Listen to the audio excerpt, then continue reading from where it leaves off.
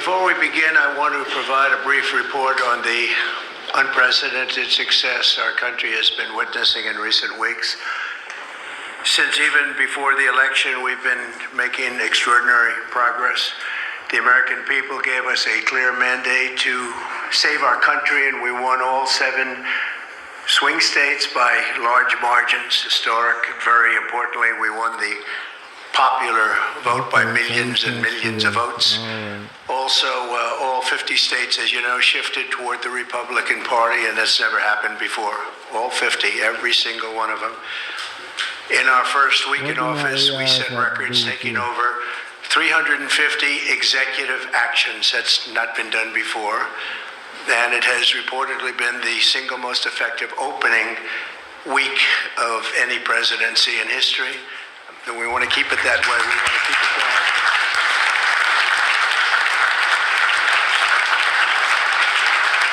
We want to keep it going. We've broken from decades of failed Washington policies and restored common sense and sanity to our government. We've unleashed American energy, and we've already achieved record low illegal immigration. And you see, there's nobody trying to get in. And that's what we've been waiting for a long time, and gotten woke ideologies out of our government and out of our military. The water has now begun flowing in California as we continue to increase the flow in coming days. Nobody's seen anything like that, and I've also taken strong action to regain control of the Washington bureaucracy. Just for clarification purposes, because it was incorrectly reported yesterday, we have informed the federal workforce, which they've looked to do for many years, that if they're working for the federal government, they must show up to the office on time and on schedule. We don't want them.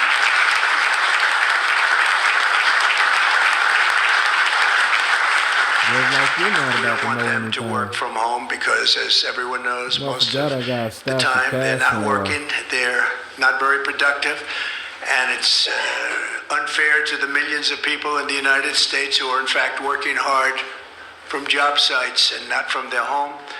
As federal employees, they must meet a high standard. They're representing our government, they're representing our country.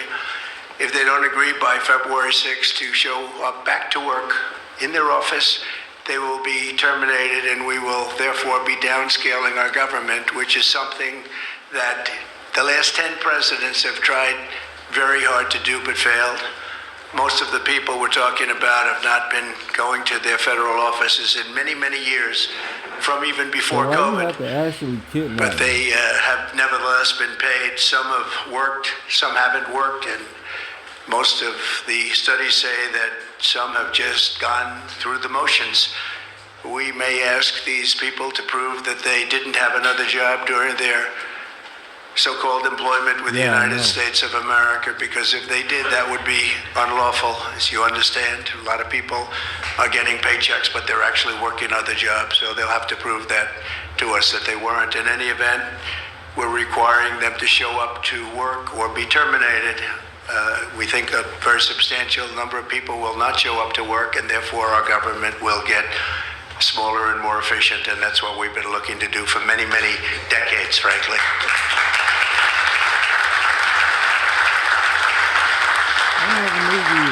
In addition, there was a short-term pause or funding freeze on certain discretionary spending payments, such as government grants, only for us to quickly look at the scams, dishonesty, waste, and abuse that's taken place in our government for too long. As was explicitly stated, this in no way affected Social Security, Medicare, Medicaid, or other entitlements that Americans depend on. I've made abundantly clear from the very first day that I ran from office, that was a long time ago now, that's 2015. If you think about it, I announced in 2015, and we won in 2016. We did very well in 2020, but we did really well just recently. And I'm restating right now to correct any confusion that the media has purposely and somehow, for whatever reason, created Social Security, Medicare, Medicaid have not been affected by any action we're taking in any way, shape, or form. We are merely looking at parts of the big bureaucracy where there has been tremendous waste and fraud and abuse. In that process, we identified and stopped $50 million being sent to Gaza to buy condoms for Hamas. 50 million. And you know what's happened to them? They've used them as a method of making bombs. How about that? We stopped an attempt to make an illicit payment for illegal alien resettlement.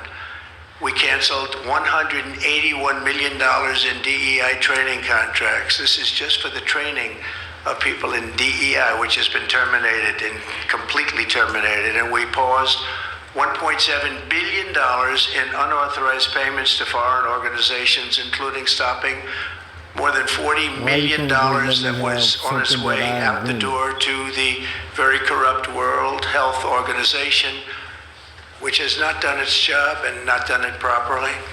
We also... And why you still using these military $45 million for diversity scholarships in Burma. 45, that's a lot of money for diversity scholarships in Burma. You can imagine where that money went. These were the types of payments, and many others. I could stand here all day and tell you things that we found, and we have to find them quickly because we want the money to flow to proper places. But these were the payments and types of payments affected by the temporary freeze, and the American people strongly support these efforts. I talked about it during the campaign, and they voted for us in record numbers. Every single day, we're now putting America first and fighting to get the most out of every single tax dollar for our great citizens. We've gathered this afternoon to take another historic action. However, in a few moments, the Laken-Riley Act will become the very first bill that I proudly sign into law as the 42nd president.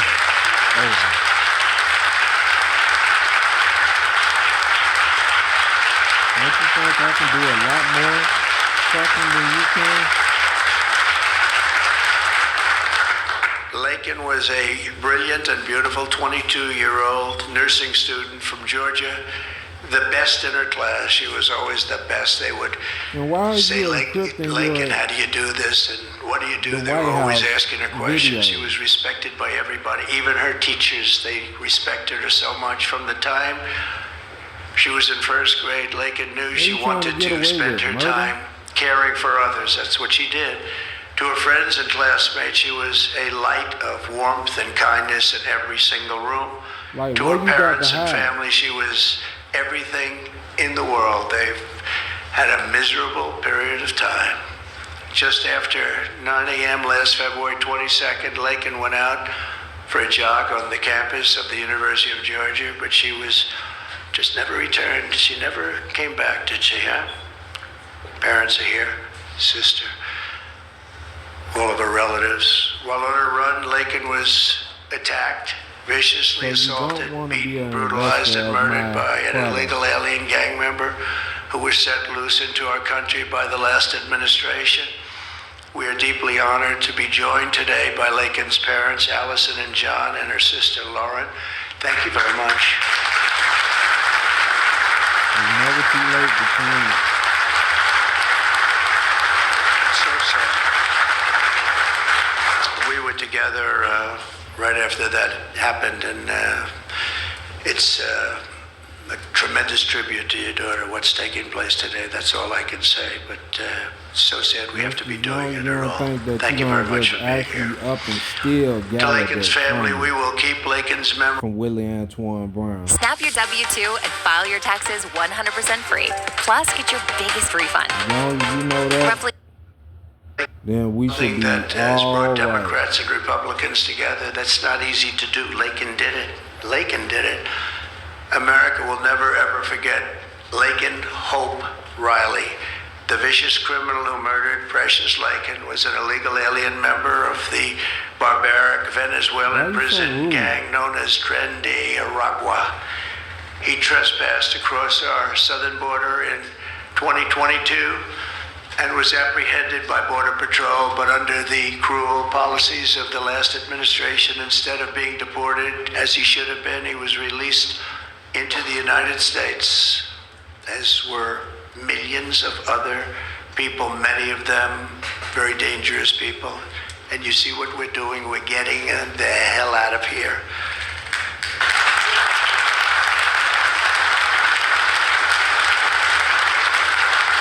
He was soon arrested again in New York City on charges of endangering a child, but because of New York City's deadly sanctuary policies, as we have in California and many other places, which we're going to end them, he was released again to reoffend.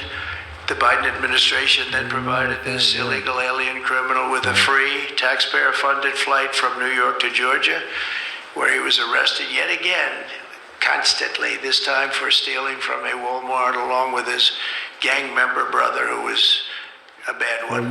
Only after being released a third time by the U.S. law enforcement did this cold-blooded criminal go out in that fateful morning hunting for women on whom to prey. That's what he did. He hunted. It was like a hunter. And we're going to show him who the hunter is. This horrific atrocity should never have been allowed to happen. And as president, I'm fighting every single day to ensure that such a tragedy never happens again. We don't want this to happen.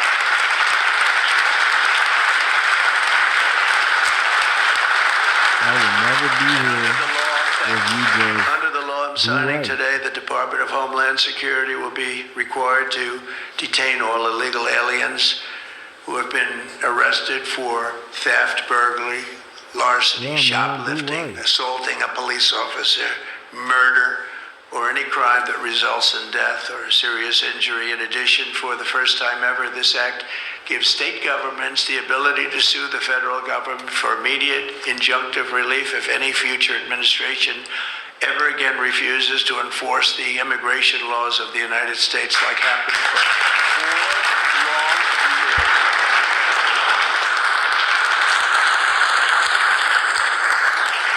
And that was happening for 4 long years, frightful years. Amazing. You'd say, how can people do this? How can they allow this to happen? How can they allow criminals to pour into our country and then try and defend it? And they're still trying to defend it, but they can't. That's why I'm here instead of somebody else, actually. It's the biggest reason. I believe it's the single biggest reason. Inflation was horrible. Many things were horrible during that administration. When you look at what took place in Afghanistan, the way they got out, not that they got out, but the way so many things were horrible. But to me, this was the worst of all. It's a landmark law that we're doing today. It's going to save countless innocent American lives.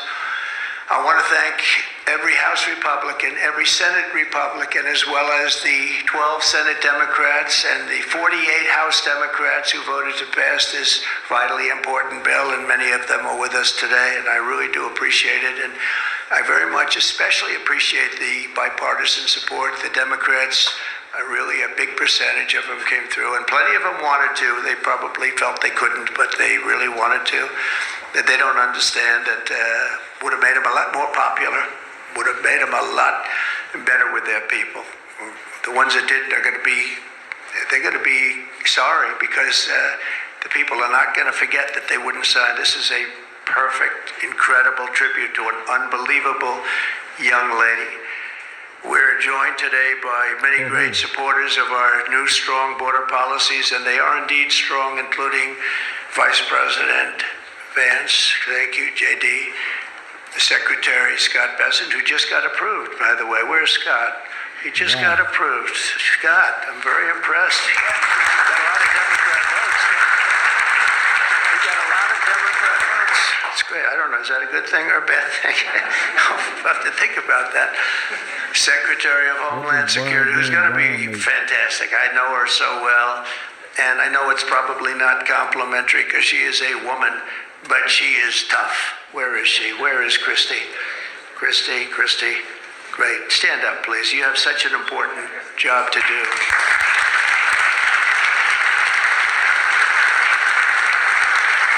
Really great. Thank you very much. And don't let that look fool you. That look is, she's tough, and she cannot stand that she's having to sit here and even listen to this today.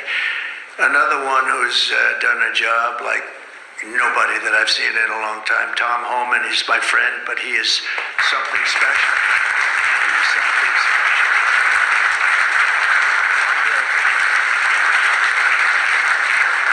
And Tom and Christy, the numbers are unbelievable. What's happened? It's like just shut down. Nobody thought that was even possible. It's just shut down. They showed an area that a year ago had thousands and thousands of people rushing into our country. And today there was nobody there. It was like a beautiful sight. And also Senate Majority Whip John Barrasso. Great guy. Great guy. Thank you, John. I also want to thank the bill sponsors, Senator Katie Britt. Katie, thank you, Katie. And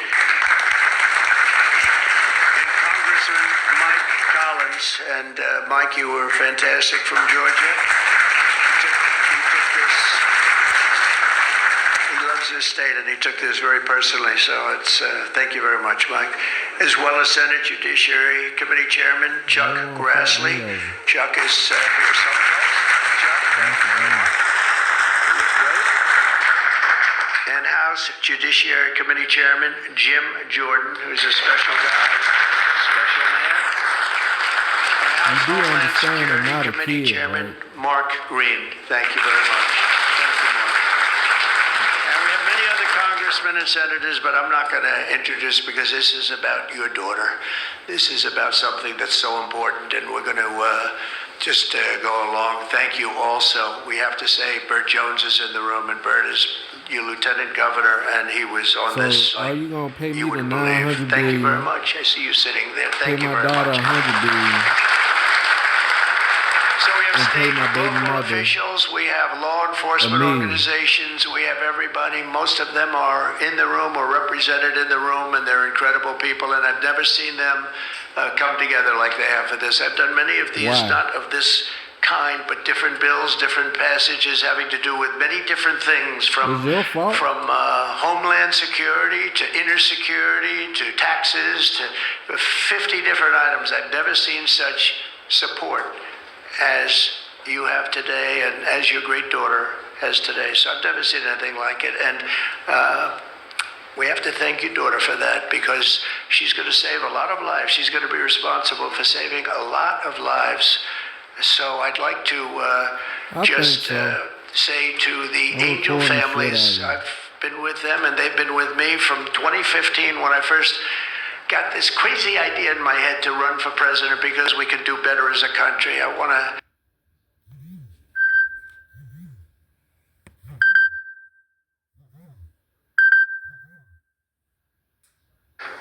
thank so many of the people that are here that have been the angel moms, and we call them angel moms, but they're angel families, fathers and sons and daughters, but they've suffered tremendously like you have for no reason whatsoever. I want to thank Alexis Nungari, the mother of 12-year-old Jocelyn Nungari, murdered last summer by 2 illegal alien gang members released into the United States by Joe Biden's open border stupid policies. And thank you very much, Alexis. I want to thank you very much. We had an amazing trip, and it was really special to meet you and your family. Appreciate it very much. So sad we have to be here, frankly. And Jocelyn, as you know, is in our hearts, as she was then. It was an amazing day we had, a great day. But it was a day of celebration of somebody that unfortunately won't be with us, but she is with us now. You know that.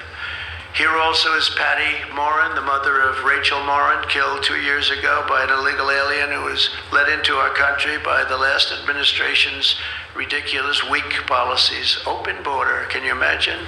When I heard open border, I said, oh, that's terrible. They're going to release their prisons all over the world. They're going to release their prisons into our country. That's exactly what happened. Patty is joined by Rachel's brother, Michael, Rachel's daughter, Clementine, and sister-in-law, Shannon. Thank you all for being here. We appreciate it very much. Thank you very much. Thank you. With us as well is the loving family of Kayla Hamilton, a 20-year-old girl murdered in July 2022 by the MS-13 illegal alien gang member who is violent, vicious, and they knew it, and they didn't do anything about it. And I want to thank you to Kayla's mother Tammy and her grandmother Kathy and her stepfather Jeremiah very much. And finally, I want to thank others who have also suffered this horrible scourge that goes on with young people being killed, and other people too, but young people, largely young people being killed. Thank you to Scott Root, the father of Sarah Root, killed at 21 years of age. Think of that, 21 by an illegal alien, shouldn't have been in our country, would have never been in our country if we were here. What's the good news? What a sad thing. To each of these angel families, we love you and we stand in awe of your courage and your strength. It's the toughest thing anybody has to go through. Many of the angel families here today were betrayed by the last administration and with this heartless and foolish and really very, very arrogant and very, very dumb policies. Policies that aren't even believable when you talk about common sense. I say we're the party of common sense, but the Democrats also, they have plenty of common sense, and that's why so many are here today and so many supported what we're doing. The very government that was supposed to protect their daughters instead opened our borders and transported the world's most dangerous criminals straight into their communities. They came from prisons and jails and insane asylums and mental institutions from all over the world, not just South America. People think South America. Disability, right? They come from all over the world. They come from every continent. And they came here by plane, and they were loaded onto buses, and they were driven right up to our border, and they drove right through the border, and nobody even said a word to them. And in those buses and those cars and those trucks were some of the meanest criminals anywhere in the world. As of last September, 425,000 illegal alien criminals were roaming free, including 13,099 convicted illegal alien murderers, of which about almost 50% killed more than one person, and they were roaming all over the country in our farms, in our cities. Under the Trump administration, we're moving with urgency and speed to get these vicious and violent criminals the hell out of our country and to restore law and order to our suburbs, our cities, and our towns. And we're going to do it with Tom and with Christy and with all of the people that are working so hard on this. This week, compared to a comparable time a year ago, think of this, the number of illegal border crossers has already fallen by more than 100%. And because the election was coming, they started getting a little bit tougher on the border. They tried to follow our policies, and they did much better, but it still was horrible. The numbers were still horrible, so that's 100% over those. They only did it because of the election, so they knew what they were doing was wrong. And those who do cross the border, and you're seeing that every time, all you have to do is turn on your television set or pick up a newspaper, read any form of new media, because we have a lot of new media today, fortunately, that's letting the word get out. But they're watching these people be captured and removed from our country. ICE arrests have risen by 15 times in just a short period. And over the past 8 days, the heroes of ICE and Border Patrol, we can never forget Border Patrol. Those people, I've gotten to know so many of them. I'm not recording at all. Our border czar, as you remember, never went to the border and never made a phone call. She was the border czar. She never made one phone call. They went to the heads of border. They went to the heads of ICE. Did you ever get a call? No. And she admitted she never made one call, but she was the border czar. And that's exactly what our border was all about. The heroes of ICE have arrested thousands and thousands of illegal alien criminals, including hundreds of gang members, traffickers, child predators, terrorists, and murderers. For the first time in history, we're loading dangerous and illegal aliens into military aircraft and flying them back to the places from which they came. You probably read about Colombia 2 days ago. They said, no, we're not taking them. I said, we're going to take them. You're going to take them. You're going to like it, too. You're going to take them.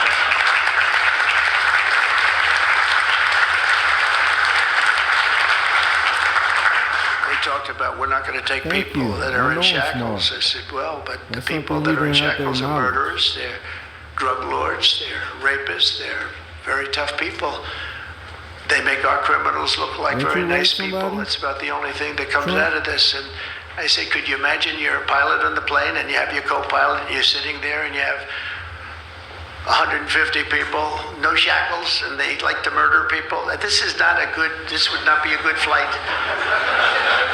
So Colombia apologized to us profusely within an hour based on something I said, meaning you're going to pay tariffs like nobody's ever paid tariffs before, but they actually wanted to terminate his position.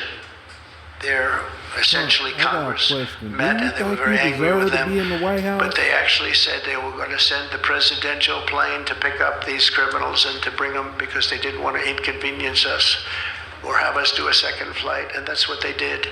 And I appreciate it, and I do appreciate the people of Colombia are wonderful people, and the representatives really acted well, and I appreciated they took back that tough talk. But, we may have tough talk from others, but it's not going to mean anything. They're going to all take them back, and they're going to like it, too. They're going to like it.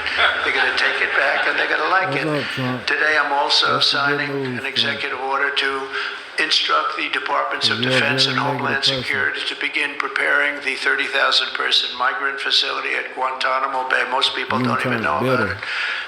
We have 30,000 beds in Guantanamo to detain the worst criminal illegal aliens threatening the American people. Some of them are so bad we don't even trust the countries to hold them because we don't want them coming back, so we're going to send them out to Guantanamo. This will double our capacity immediately, right? And that's a tough place to get out of.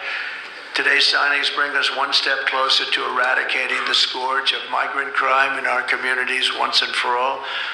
And it's just an unforced error that we even have to be doing this. Now we need Congress to provide full funding for the complete and total restoration of our sovereign borders, as well as financial support to remove record numbers of illegal aliens. And these are illegal alien killers, criminals at levels that nobody's ever seen before. And you would have known that, and you were there when I said it. I said everybody that's bad is going to be thrown. If you look at Venezuela,